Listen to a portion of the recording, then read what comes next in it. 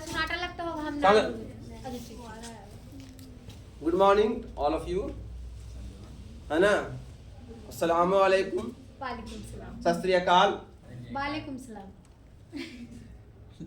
तो आज जो है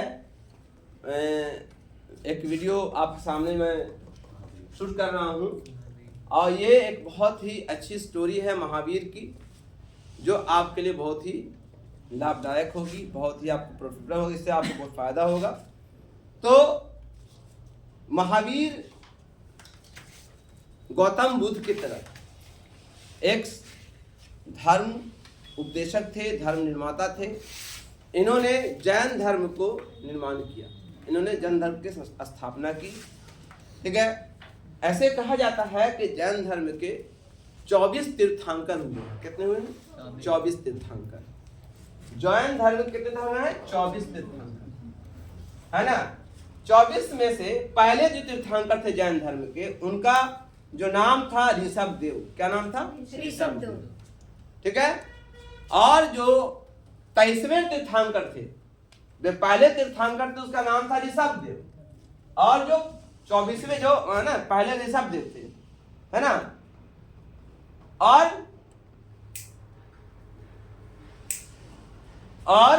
23वें तीर्थंकर थे पार्श्वनाथ। क्या नाम है? पार्श्वनाथ। और ये जो थे 24वें तीर्थंकर थे। कितने? 24। जैन धर्म के ये 24वें तीर्थंकर थे महावीर। क्या में? 24, ठीक है। तो जब आगे हम फर्दर और भी अच्छे से पढ़ाई करेंगे हिस्ट्री में, तो आपको मालूम होगा कि 24 तीर्थंकर कौन कौन थे। आप उसको लिख भी सकते हैं बाद में, ठीक है। खैर, हम मेन चीज बता रहे हैं कि महावीर का जन्म हुआ था, है ना। महावीर का जन्म हुआ था 540 बीसी में। कब हुआ था? 540 बीसी में वैशाली के कुंडग्राम गांव में। वैशाली के कुंडग्राम गांव में, जो आज ये जो है मुजफ्फरपुर जिले में, आज वर्तमान में बिहार के मुजफ्फरपुर जिले में है कुंडग्राम। कहाँ है? तो इनका जन्म कहाँ हुआ था? वैशाली जिला कुंडग्राम, है ना, में हुआ था, जो आज मुजफ्फरपुर में चला गया है ना। इनका वास्तविक नाम था वर्धमान। क्या नाम था इनका? वास्तविक नाम क्या था? वर्धमान, ठीक है। हाँ सर। और इनके पिता का नाम था सुद्धोधन, है ना। इनके पिता का नाम सुनिए, इनके पिता का नाम सिद्धार्थ था। क्या नाम था? जैसे गौतम बुद्ध का नाम सिद्धार्थ था असल, लेकिन इसमें पिता का नाम सिद्धार्थ था। पिता का नाम सिद्धार्थ था और माता का नाम था यशोदा। नहीं, माता का नाम था त्रिशला। सॉरी, माता का नाम था त्रिशला। माता का नाम क्या था? और एक पत्नी किसकी थी जिसका नाम था यशोदा। क्या नाम था? यशोदा। और इनकी एक बेटी थी जिसका नाम था अनुज्या। क्या नाम था? अनुज्या, ठीक है। क्लियर हो गया? फिर से बता दे, इनका जन्म कहाँ हुआ? बिहार में एक जगह है वैशाली जिला, है ना। तो वैशाली के कुंडग्राम गांव में हुआ था, है ना। जिला का नाम था वैशाली और गांव का नाम था जो आज मुजफ्फरपुर जिले के अंदर है, ठीक है।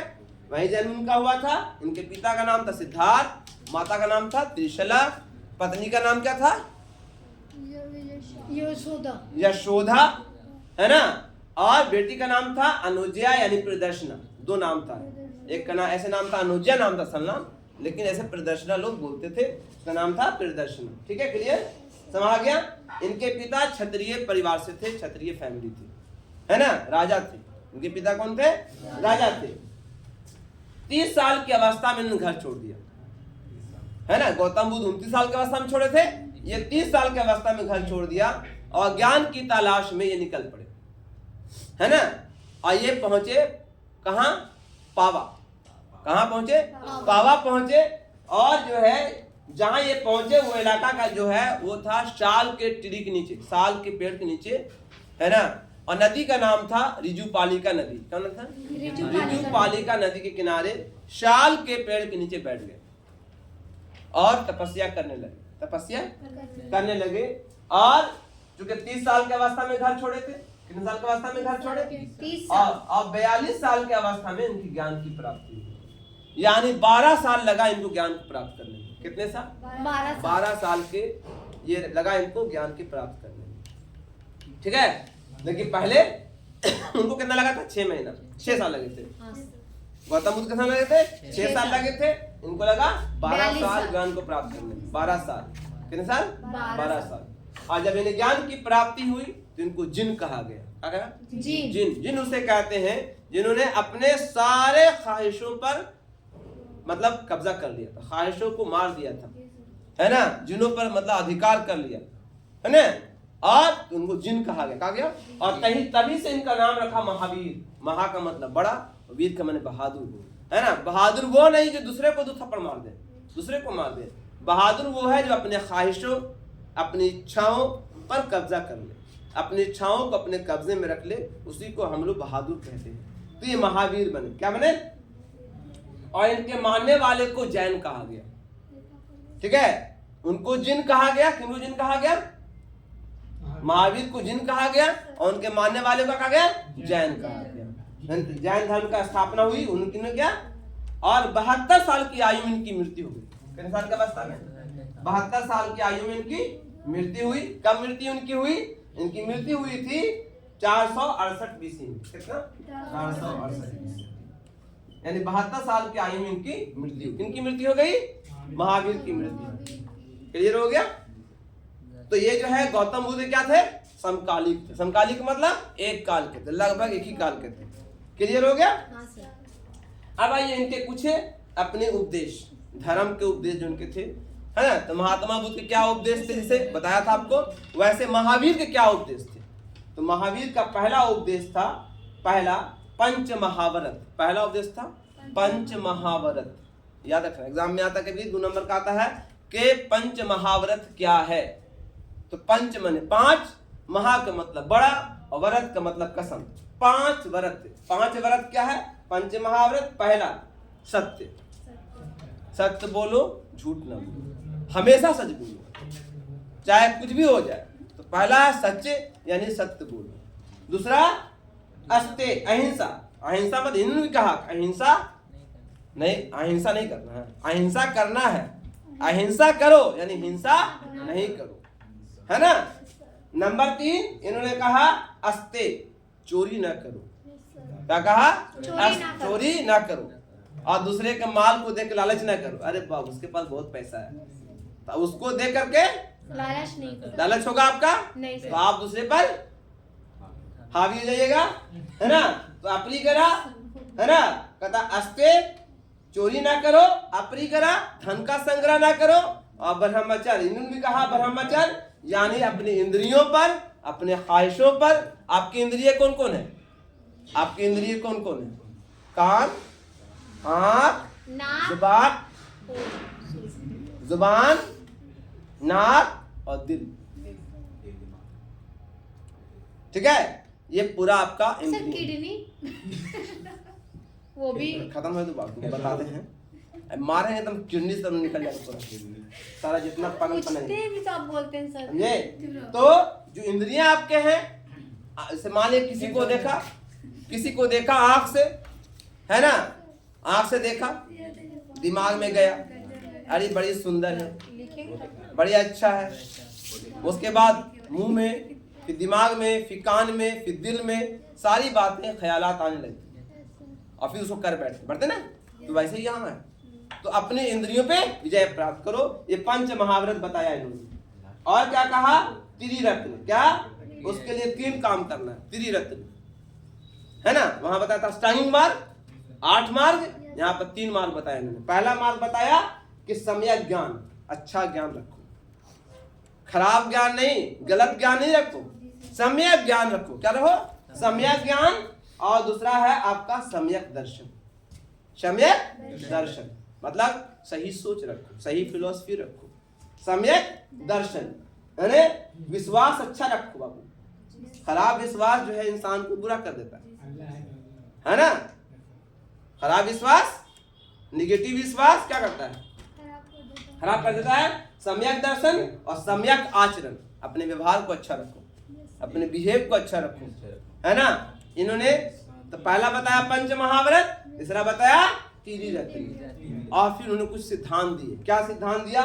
पहला कि ईश्वर नहीं है, उनका कहना, कोई ईश्वर नहीं, इंसान के अंदर खुद ईश्वर बसता है, ईश्वर कोई रूप नहीं है। उनका ईश्वर है, लेकिन किस रूप में है?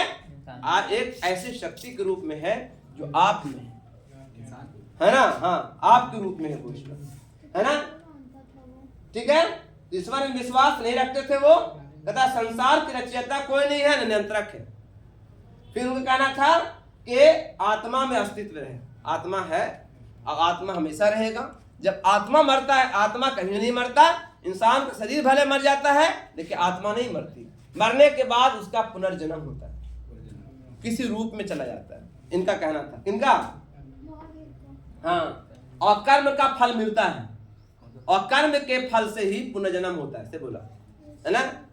कुत्ता वाला काम दुनिया में करोगे तो कुत्ता बन के निकलोगे, हाँ कुत्ता वाला काम करो, क्या बनोगे? कुत्ता बनोगे, और अगले बार कुत्ता बन के पैदा होगे। इनका ये कहना है, कर्म का फल मिलता है, पुनर्जन्म का उसी के अनुसार पुनर्जन्म होता है इंसान का, ये कहना उनका था।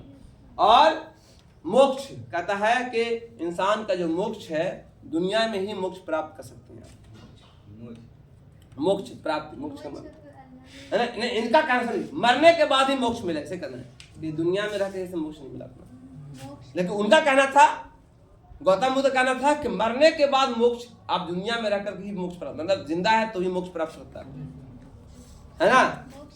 मोक्ष का मतलब दुनिया के बंधन से छुटकारा, न बाल न बच्चा न बीवी का प्यार, कुछ भी नहीं। आज क्या है, अगर घर से निकलते हो जाना है पढ़ने के लिए बाहर, बाबू साहब जाएंगे बाहर पढ़ने के लिए, इनका दिल दुखेगा, मम्मी छूट जाएंगे, पापा छूट जाएंगे, भैया छूट जाएंगे, तो मोह न है, मोहे न है ऐसा में। चलिए, और कहा मरने के बाद मोक्ष निर्वाण मिलेगा, मरने के बाद निर्वाण, निर्माण न निर्वाण, है ना।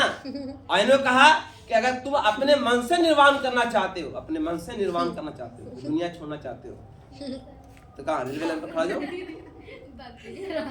वैसा नहीं करना। अपने से निर्वाण चाहते हो तो संलेखन कर। अगर संलेखन का मतलब होता है कि किसी एक जगह बैठ के जंगल में आप खाना पीना छोड़ दो और भगवान की तपस्या करते रहो, करते रहो, धीरे धीरे आपका बॉडी शरीर धीरे धीरे कमजोर हो जाएगा और उसके बाद आपकी मृत्यु हो जाएगी। तो ये जायज करार दिया, कौन? संलेखन कहा गया इसको। जैसे कि बताया था ना आपको कि चंद्रगुप्त मौर्य जो था, क्या था, संलेखन करने के लिए, है ना, है ना, कहाँ गए थे? मैसूर के, मैसूर, ठीक है, ठीक है। तो संलेखन बताया उन्होंने, और कहा उन्होंने बताया कि 4 तरह के लोग होते हैं जैन धर्म में। एक होता है आपका भिक्षु, भिक्षुनी, श्रावक और श्राविका, है ना, ये जैन संघ है। भिक्षु, भिक्षु मतलब जो जैन धर्म को पूरी तरह से मानते हैं, घर बार शादी ब्याह कुछ नहीं, जैन धर्म, जैन धर्म, जैन धर्म, और तो उसको बोलते हैं भिक्षु बोलते हैं। और जो औरत होती है उसमें, उसको भिक्षुनी कहते हैं, है ना। और श्रावक कहते हैं जो जैन धर्म मानता है लेकिन दुनिया भी कमा रहा है, शादी ब्याह भी किया हुआ, तो उसको बोलते हैं श्रावक और श्राविका। जैन धर्म नहीं करता, जैन धर्म में देखो ना, समझ में आ रहा है ना। हाँ, वो ऊपर का तल्ले खाली, क्वेश्चन पूछ रहे हो, हेलो जो बोल रहे हो, हेलो, तो तल्ला खाली है ना, ऊपर का तल्ला खाली हो गया। तुम यहाँ हो कहाँ? हम क्या बोले, जैन धर्म में 4 लोग होते थे, है ना। कौन जी है? भिक्षु, भिक्षुनी, भिक्षु ना, भिक्षु, भिक्षुनी। भिक्षु कौन होते हैं? मर्द पुरुष में, और भिक्षुनी स्त्री में। वैसे श्रावक मर्द में, पुरुष में, और श्राविका स्त्री में होते हैं। तो इनको जो है, इनको लिए जहाँ ये कहाँ रहेंगे, ये संघ में रहे, कहाँ रहेंगे, इनका एक संघ होता है, ये घर में नहीं, घर में रह रहे हैं, ठीक है। तो इन्होंने कहा कि इनके ऐसा जीवन व्यतीत करो, ऐसा मतलब भिक्षु भिक्षुनी बन के रहो, नहीं तो गृहस्थ जीवन में श्रावक या श्राविका बन के रहो, श्रावक या श्राविका बन के रहो, ठीक है। तो इस तरह से इनकी इच्छाएं, इनकी शिक्षाएं थी जो आपके सामने मैंने वर्णन किया। तो ये हुआ जैन धर्म का शिक्षा, है ना। महावीर का, जैन धर्म का, यानी महावीर के पूरी जीवनी बताया मैंने, है कि महावीर का जन्म कहाँ हुआ था, है ना, उनके पिता क्या नाम था, इसे बता दिया मैंने। तो इसको आप अच्छे से लिख लीजिए, इसको नोट कर लिए घर पे, है ना। आइंदा क्लास में आपसे हम सवाल भी करेंगे, ठीक है। ये वीडियो यहीं पर अंत होता है, जो महावीर की जीवनी के बारे में था, है ना। ये भी आपके लिए बहुत ही आपका इम्पोर्टेंट है, बहुत महत्वपूर्ण है। इसको सुनिए, इसको देखिए, समझिए और लोगों को शेयर कीजिए। इससे दूसरों को भी फायदा हो जाएगा। बहुत से गरीब बच्चे भी ऐसे हैं जो बेचारे पढ़ नहीं पाते या दूर गांव में हैं, उनको पढ़ाने वाला कोई आर्ट्स टीचर नहीं है, तो उनसे भी उनको बहुत फायदा होने वाला है। Thank you. और यहीं पर वीडियो अंत करते हैं। थैंक यू ना।